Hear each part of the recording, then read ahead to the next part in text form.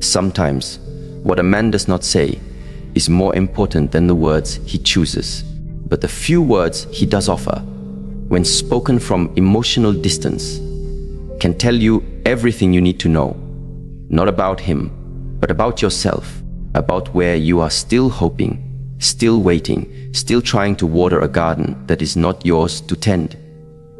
In moments like these, silence is not the absence of love. It is the presence of resistance. And when resistance speaks, it speaks in fragments, delayed messages, uncertain futures, gentle detours away from intimacy.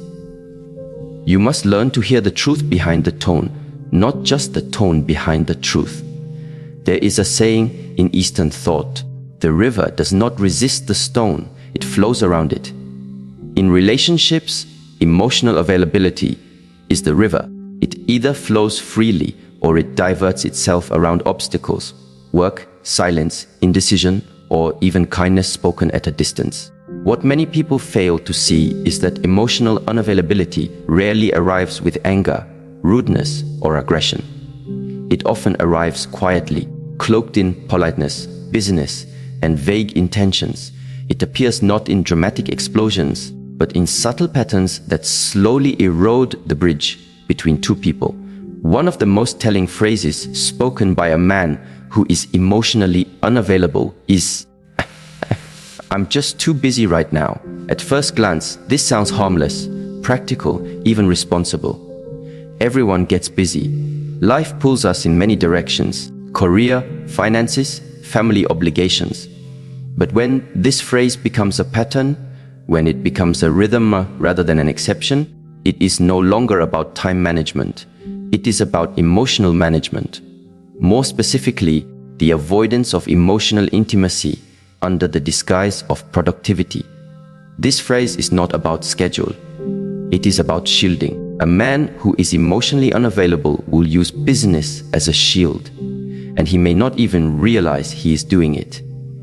From a psychological perspective, the prefrontal cortex, the part of the brain responsible for decision-making, often creates justifications that protect deeper emotional wounds stored in the amygdala and limbic system. These justifications become stories. "I'll focus on love when work calms down," or "she deserves someone who can give her more." On the surface, they appear noble, but underneath, they are strategies, subconscious, yet precise. A woman in her early 50s once shared her story during a retreat. She had been with a man for 7 years. He was kind, driven, and deeply passionate about his career. But every time they talked about emotional depth, marriage, future plans, shared healing, he would retreat into his schedule. "Not this quarter," he would say. "Once I get that promotion." Yet, as the years passed, his emotional distance remained the same. She waited, loved him through his chaos, convinced that being patient was the mark of her own emotional maturity. But patience without presence is not growth, it is neglect in disguise. Neuroscience tells us that emotional intimacy requires attunement. It is the process where one nervous system mirrors another, allowing safety and openness to flow between two people. But this requires time, not just in hours, but in intention.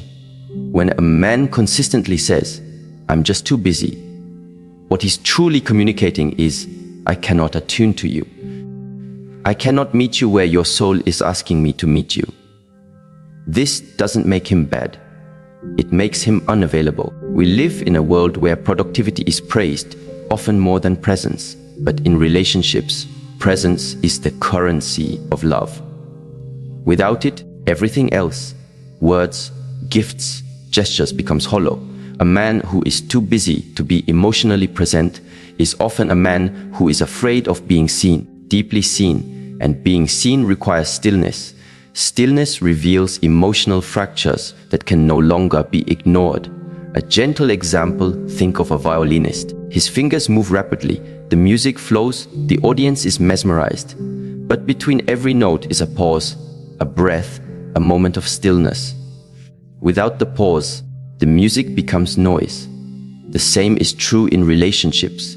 Without emotional pause, without the stillness to feel and connect, love becomes performance. Some women internalize the busy excuse as a reflection of their own inadequacy. If I were more interesting, he'd make time. If I were younger, prettier, less demanding. These thoughts are not born from truth. They are born from repeated exposure to distance. But emotional unavailability is not about your worth. It is about his capacity. A man can work 12 hours a day and still be emotionally available. Because presence is not about time, it is about intention. A 5-minute exchange rooted in genuine attention can be more nourishing than hours of distracted proximity. It is essential to see this phrase not just as a statement, but as a decision. I'm just too busy right now. Is a decision to prioritize avoidance over connection. And the longer you remain in that space, hoping, bending, rationalizing, the more your own energy starts to scatter. You begin to lose touch with your own emotional rhythm. One woman shared a metaphor that stayed with me. She said, "I felt like a plant kept in the dark. I was being watered, but never touched by sunlight. And I realized water isn't enough. I need warmth too." This is the quiet damage of emotional unavailability. It doesn't bruise the skin, but it wilts the spirit. The courage here is not in confronting him. It is in confronting yourself. In asking, why am I accepting this form of connection? What fear keeps me attached to a person who cannot meet me where I am? Often, the answer is rooted in childhood conditioning, where we learned to work hard for love, to prove ourselves worthy of attention, to stay loyal to people who could not reciprocate. These patterns travel with us until we are ready to see them clearly, name them gently, and release them with wisdom. Transitioning from this form of relationship requires emotional sobriety. You must see clearly, without the intoxication of hope. You must understand that no amount of waiting, fixing, or performing can turn emotional absence into emotional availability. You must become the river that flows, not the one that waits by the stone, hoping it will move. And when a man says, let's just see where this goes, understand that this, too, is not about openness. It is about hesitation. It is a phrase that sounds adventurous, but is, in truth, an anchor of uncertainty. It leaves the relationship in a permanent state of limbo, a half-formed bond, never fully stepping into vulnerability, never fully committing to clarity. At first, it may feel like freedom. After all, who wants pressure? Who wants rules and rigid expectations? But freedom without direction is disconnection. It leaves you wandering, unsure of how deeply to feel, how much to give, where the boundary lies between hope and self-abandonment. This statement, "Let's see where this goes," is often said with charm, with warmth. It can feel playful, like an invitation to trust the unfolding. But trust requires evidence, and emotional commitment requires clarity, not comfort. In psychology, this pattern is called ambiguous loss. It occurs when something or someone is emotionally present but unavailable in form or direction. You feel the closeness, yet you are always slightly out of reach. It creates a state of emotional limbo, where you wait, invest, and slowly lose your sense of self in the ambiguity. The truth is, people who genuinely desire emotional connection speak differently. They say, "This is how I feel. I want to grow with you. Let's build something meaningful together." Their words are rooted in direction, not drift. Their language mirrors commitment, not convenience. A story comes to mind. A man and woman, both in their 40s, reconnected after years apart. They spent months talking, sharing, opening up. But whenever she brought up the idea of a future, he would say, "Let's not rush it. Let's just see where it goes." She agreed at first, but slowly, she noticed she was the only one building anything. She would initiate plans, deepen the emotional conversations, hold space for his uncertainty, and eventually she realized she was carrying both sides of the bridge. This is what happens when you accept uncertain language as a foundation for love. You build on sand, and each time the tide of his indecision rises, you rebuild, hoping next time the ground will hold. But no structure can stand on maybe. From an Eastern perspective, relationships are like gardens. They require intention, attention, and clarity of purpose. You cannot plant seeds and then walk away, telling the soil, "Let's see what happens." Growth is not accidental. It is the result of mindful tending. In the same way, love must be nurtured by presence and purpose, not by convenience, not by charm. One of the most powerful acts of self-respect is refusing to entertain ambiguous language when your soul is asking for rooted connection. You are not asking for too much when you ask for clarity. You are simply refusing to live in confusion. The deeper question, then, is not why he says these things, but why you believe them. What part of you still fears being alone more than being unclear? What part of your emotional history finds comfort in uncertainty because it mirrors your past? Healing begins when you choose inner clarity over external charm, when you decide that your emotional well-being is no longer negotiable. And from that place, you begin to see. You begin to hear not just the words spoken, but the silences they carry. You begin to trust your body when it tightens at vague statements.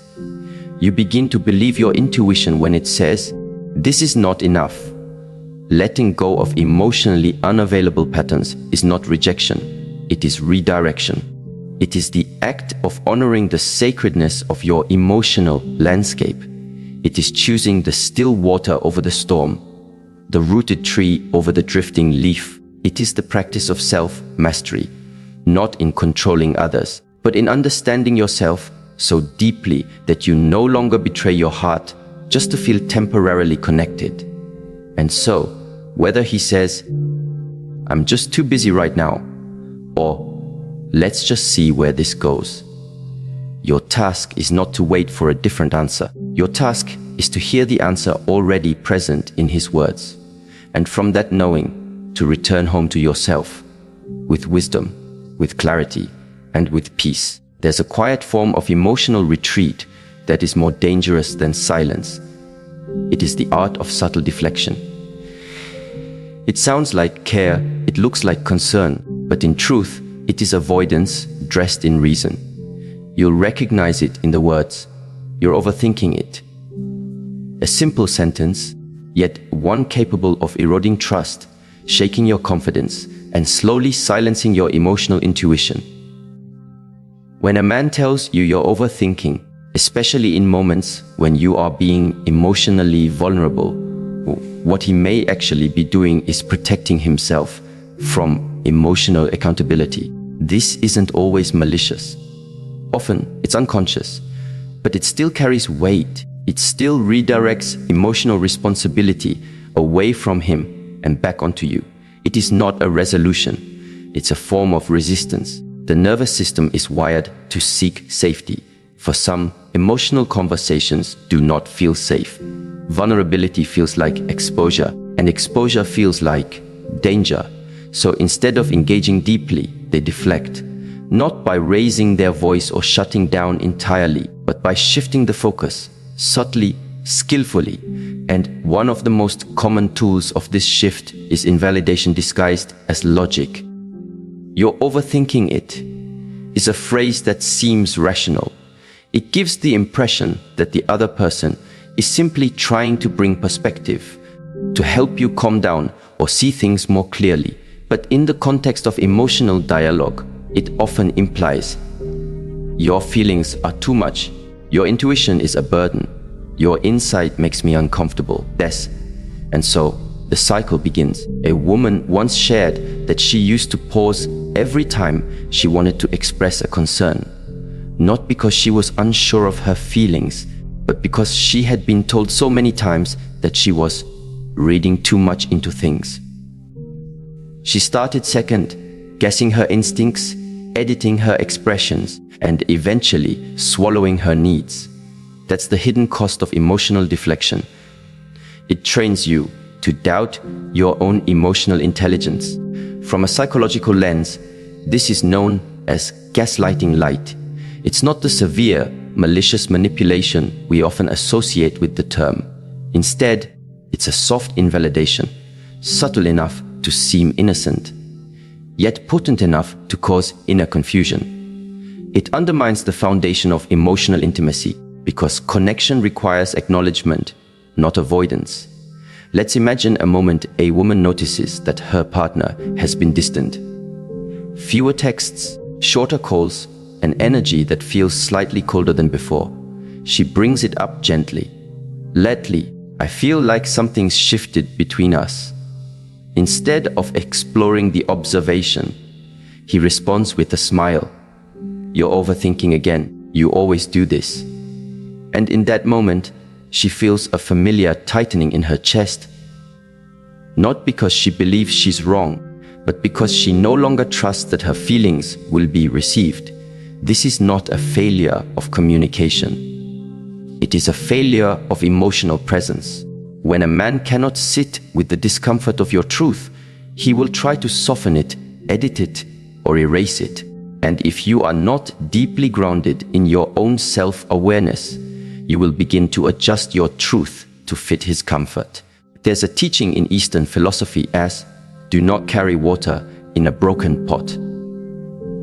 In the realm of relationships, your emotional expressions are sacred water.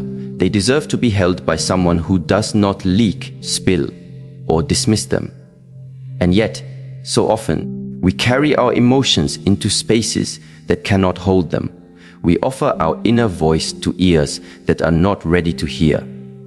And when we are met with deflection, we call it miscommunication instead of misalignment, a powerful practice for anyone who finds themselves repeatedly labeled as overthinking. Is this, before you question your thoughts, question the space in which you're sharing them. Are you speaking into a container that respects emotion or one that only values logic? Are you being met by a heart or by a shield? This leads naturally into another phrase that is equally deceptive in its emotional posture. You're amazing, but... This statement often arrives wrapped in praise. It feels like a compliment. It appears to be a gesture of admiration. And yet, it carries within it a seed of disconnection, a hidden reservation that is almost always followed by emotional withdrawal. You're amazing, but I'm not ready. You're amazing, but I'm not in the right place. You're amazing, but I don't want to hurt you. Each of these phrases seems noble. They echo maturity, even empathy. But underneath, there is a deeper truth. You are being loved from a distance, admired, but not chosen, seen, but not embraced, held in esteem, but not in intimacy. The contradiction is subtle, but sharp.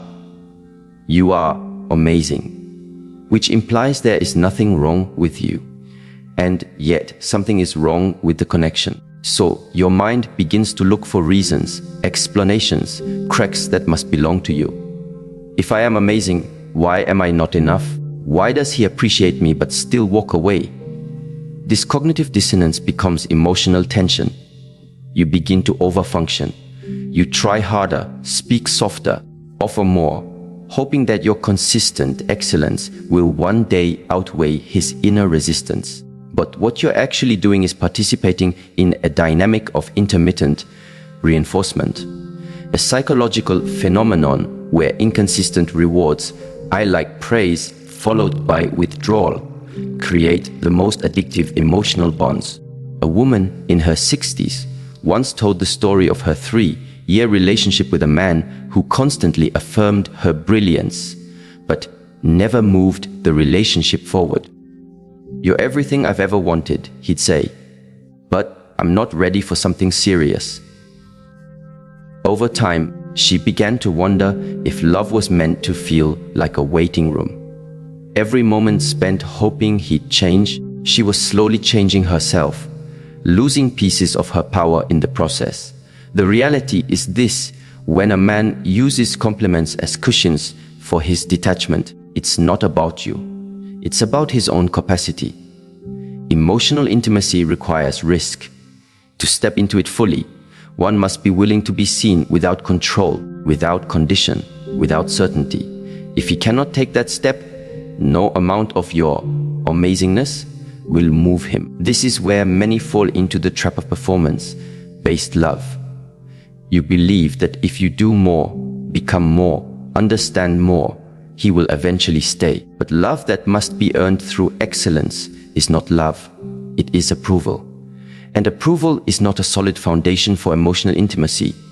It is, at best, a fragile agreement. In Eastern teachings, there's the concept of a wu wei, effortless action, flowing with the current of life rather than against it. Real love, when aligned, does not require force. It may require courage, patience, even vulnerability, but not strain, not performing. If you constantly feel the need to prove your worth in order to maintain someone's attention, you are not in love.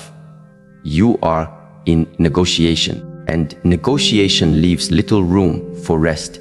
You're amazing, but is a sentence that often leaves behind emotional residue. Even after the relationship ends or never begins, those words echo. They become internalized. You start to say them to yourself. I'm amazing, but maybe I'm too much. I'm amazing, but maybe I ask for too much. I'm amazing, but maybe I should just accept less. These are not your truths. They are reflections of someone else's limits. One of the greatest acts of self-honoring is learning to separate someone's perception of you from your perception of self. Just because someone sees your light but cannot walk with you does not mean your light is too bright. It may simply mean their eyes are not ready for what you carry. Emotional deflection and intermittent praise are often used together. One makes you question your clarity. The other makes you crave recognition. Together, they create a loop, a cycle where you stay connected not because you are fulfilled, but because you are addicted to the potential of what could be. But potential is not presence. A relationship rooted in emotional availability does not make you feel like you must filter your feelings. It does not praise you one day and distance itself the next. It does not make you earn what should be freely given: attunement, respect, clarity. To shift out of this dynamic, one must practice emotional discernment. Discernment is not judgment. It is the art of noticing what is spoken, what is withheld, what is consistent, and what is conditional. It is the decision to believe actions over apologies, energy over words, patterns over promises. One woman once shared how she broke the cycle. She had heard all the phrases: "You're too sensitive," "You're amazing," but "let's just go with the flow." And then one day, during a meditation retreat, she sat with one question: what does it feel like to be emotionally safe? Not in theory, not in books, but in her body. And her body told her, it feels like peace, like not having to translate myself, like being able to exhale. From that moment, she stopped settling for almosts. She stopped being the one who initiated all the emotional conversations. She stopped interpreting withdrawal as mystery. And in doing so, she found not just another partner, but herself. Self-mastery in relationships begins when you stop trying to decode emotional ambiguity and start responding to it with truth. When you stop adjusting your voice to be heard and begin listening to the silence it is met with. When you release the need to be amazing in order to be loved and instead seek to be seen just as you are, in both your softness and strength. Emotional unavailability is not a puzzle to solve. It is a pattern to recognize. And once you see it, you do not need to fight it. You simply need to flow around it like the river and keep flowing toward clarity, toward peace, toward love that does not require but to be spoken. There is a particular kind of phrase that sounds simple but reveals everything. A man looks into your eyes and says, "That's just how I am." These words may be delivered calmly, without confrontation. In fact, they may come with a gentle smile or a tone of resignation. But listen carefully, not to the words, but to what they imply. This phrase is not an explanation, it is a declaration. It signals the end of growth, the closure of adaptability, the locking of emotional doors. When someone utters those 5 words in response to your emotional needs or boundaries, what they're really saying is, "Do not expect change from me. This is the limit of my participation." Relationships are not static structures. They are living ecosystems. They breathe, evolve, and stretch to accommodate the truth of 2 people walking together through life. When one partner plants himself in the soil of rigidity, he refuses to participate in that growth. And when that rigidity is disguised as identity, it becomes even harder to challenge. "That's just how I am" masquerades as authenticity, but more often, it is the armor of avoidance. Growth asks for courage. The courage to be uncomfortable, to face the parts of ourselves that were once necessary for survival, but now hinder connection. Not everyone is ready for that. Not everyone is willing to examine their own defenses, their habits, their inherited beliefs. So, instead, they protect those parts with labels. They wear them like badges of honor. "I'm just not good at communication. I don't do emotions. I need space when things get hard." These statements are not truths. They are walls. Walls that have been reinforced over time by family conditioning, past traumas, and the societal narrative that equates masculinity with detachment. But a wall, no matter how well constructed, still blocks light. And you standing on the other side start to feel the chill. You begin to wonder if asking for emotional presence makes you unreasonable. You begin to feel small in your desires for connection. That is how emotional stagnation works. It convinces you that your needs are the problem. A woman in her early 40s once described her relationship with a man who was, in her words, deeply principled, but emotionally paralyzed. Every time she invited him into a deeper conversation about their bond, their future, their struggles, he would retreat behind the phrase, "This is just who I am. I don't do emotional conversations." And at first, she admired his consistency. She believed that stability was better than uncertainty. But over time, she began to realize that what she mistook for emotional consistency was actually emotional avoidance. She wasn't in a relationship with a person. She was in a relationship with a fixed idea of who he claimed to be. The irony is that identity is not meant to be fixed, it is meant to be fluid. Just as water adapts to the shape of its container, the human spirit is meant to evolve with the demands of intimacy. In truth, the statement, "That's just how I am," reveals a deeper fear, the fear of vulnerability, of shedding the old armor, of stepping into emotional spaces without the familiar shields. But fear disguised as identity creates distance, and distance, over time, leads to disconnection. From a psychological perspective, this behavior is often linked to what's known as a fixed mindset. The belief that one's traits, behaviors, and emotional capacities are permanent and unchangeable. This mindset resists feedback, avoids challenge, and clings to certainty. It offers the illusion of control, but it comes at the cost of relational depth. True intimacy cannot flourish in a fixed mindset because intimacy demands evolution. It demands a willingness to say, "I may not know how yet, but I am willing to try." It is natural to feel compassion for someone who clings to old patterns. After all, we all have wounds that shaped us. But compassion does not mean tolerance of stagnation. You can love someone and still recognize that their unwillingness to grow is slowly dimming your light. You can understand their pain without carrying it, and you can honor their journey without sacrificing your own. In Eastern teachings, there is a principle that says, the bamboo that bends is stronger than the oak that resists. Flexibility is not weakness. It is a sign of resilience, of spiritual maturity. In relationships, the ability to bend, to adapt, to listen, to transform is what allows love to endure through change. But when a person wraps their rigidity in the language of identity, they are choosing resistance over relationship. A woman once wrote in her journal, "I kept trying to teach him how to meet me, but he kept reminding me that he never learned how and wasn't planning to." That single line captures the emotional fatigue of being in a relationship with someone who uses "that's just how I am" as both a sword and a shield.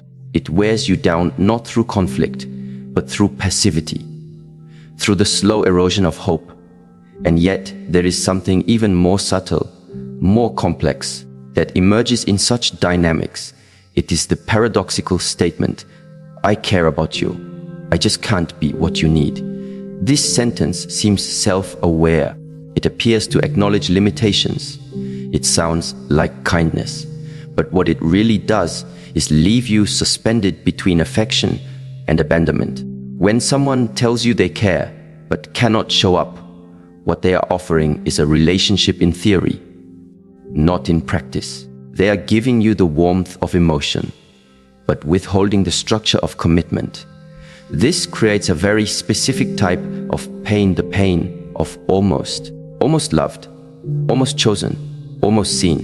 And that pain lingers longer than rejection because it keeps you tethered to a fantasy, one where they might one day step into the full version of themselves and meet you where you've been waiting. There's a story about a man who stood outside a temple every day praying to be allowed inside. The temple had no door. It was open. But he never stepped in. He stood just beyond the threshold, hands folded, whispering his prayers. When asked why, he said, "I respect the temple too much to enter unprepared." And so he remained outside day after day, never realizing that reverence without participation is still absence. When a man says, "I care about you, but I can't be what you need," he often believes he's being noble. He doesn't want to cause harm. He doesn't want to make promises he can't keep. But noble intentions don't erase emotional consequences. Caring without commitment is like watering a plant without sunlight. It may stay alive, but it will never bloom. The truth is, emotional availability is not measured by sentiment. It is measured by action. Do they show up? Do they engage? Do they make space for your pain, your joy, your complexity? Or do they withdraw behind poetic language and philosophical explanations for their distance? A woman once said, "He told me he loved me with his soul, but he couldn't love me with his schedule." And in that statement, she revealed the core contradiction. We do not live in each other's souls. We live in time, in presence, in shared decisions. A love that lives only in theory does not feed the heart. It feeds the illusion. This dynamic is particularly dangerous because it teaches you to settle for half truth, half effort, half presence. It teaches you to find nourishment in crumbs. And over time, you begin to mistake longing for love. But longing is not love. It is the echo of love, and echoes cannot hold you. There is wisdom in accepting someone's limitations, but there is greater wisdom in recognizing when those limitations are being used to excuse withdrawal. "I care about you, but I can't be what you need," is not a declaration of love. It is a boundary, one that defines the perimeter of their emotional reach. And once you hear it, your task is not to try and stretch it. Your task is to ask yourself, am I willing to shrink myself to fit within these lines? Spiritual maturity in relationships means choosing partners who don't just admire your depth, but are willing to meet it. Who don't just care in words, but in action. Who don't just notice your need, but seek to understand it, to hold it, to grow with it. In Eastern philosophy, there is the understanding that true connection is not about perfection, but participation. You do not need a partner who is flawless. You need one who is willing. Willing to learn your rhythm. Willing to face their own resistance. Willing to move beyond their old identity, not for you, but with you. And when someone tells you, "I can't be what you need," hear them, not with bitterness, but with clarity, not as a challenge, but as a signpost. The road ahead may still be filled with care, even affection, but it is not a road that leads to shared evolution. And so, you must decide whether the scenery of what is almost is worth the sacrifice of what could be. Not all hearts are ready. Not all souls are prepared to travel into the depths of intimacy. But if you are one who seeks depth, truth, and transformation, then you must learn to walk away not only from pain, but from partial presence. From care that does not become commitment. From affection that does not translate into action. There is a profound dignity in letting go of a connection that lacks readiness. And in doing so, you do not lose love. You preserve your capacity for it. You do not abandon hope. You protect it from erosion. And you do not give up on connection. You simply return to the one connection that must always be intact, the one you hold with yourself. Emotional unavailability does not always arrive in the form of silence or absence. Sometimes it comes cloaked in language that seems gentle, even thoughtful. Phrases like, "I'm just too busy right now. Let's see where this goes. You're overthinking it. You're amazing, but that's just how I am."